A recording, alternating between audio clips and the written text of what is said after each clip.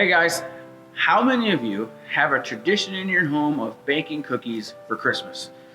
Now my family and I bake cookies every Christmas, like tons of cookies. We do chocolate chip, like everybody does, white chocolate, macadamia, we do some kind of peanut butter with Butterfinger chunks, some kind of like dark chocolate minty cookie. I mean, we make like a million cookies.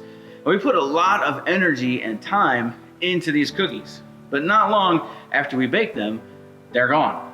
And the only thing left is some empty cookie tins and a few extra pounds of holiday weight on me. Now, one of the reasons the Christmas season is so special is because it's temporary. But even though the Christmas season doesn't last forever, there are plenty of things that can last long after the holidays end, like the memories, the relationships, and our gratitude. Now, this is even true when it comes to Jesus. For many of us, the only time each year that we think about the significance of Jesus' birth is Christmas time. We might thank God for the miracle that was Jesus' birth while it's fresh in our minds, but then spend the rest of the year forgetting just how incredible it is that our Creator humbled Himself, came to earth, and rescued us. So today, I want to challenge us to find new ways to thank God for the miracle of Jesus' birth. Not just today, but throughout the rest of the year as well.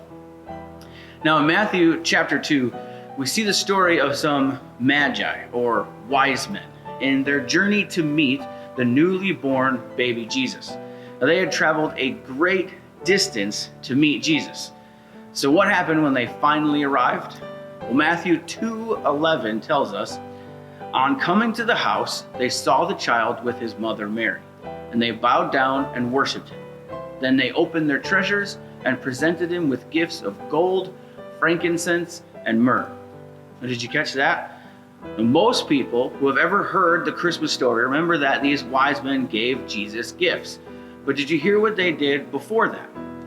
They bowed and worshiped him. On the first Christmas, the wise men gave their worship. And as part of their worship, they presented gifts to Jesus. And they were all gifts that meant something significant. Now, the first is gold.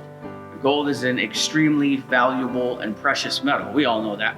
This was a gift that represented power and royalty. It wasn't a gift you would give to just anyone. But gold was definitely fit for a king. It was a perfect gift for a king. A frankincense is a resin, kind of like a tree sap. It was often used to make perfumes, and it has medicinal uses.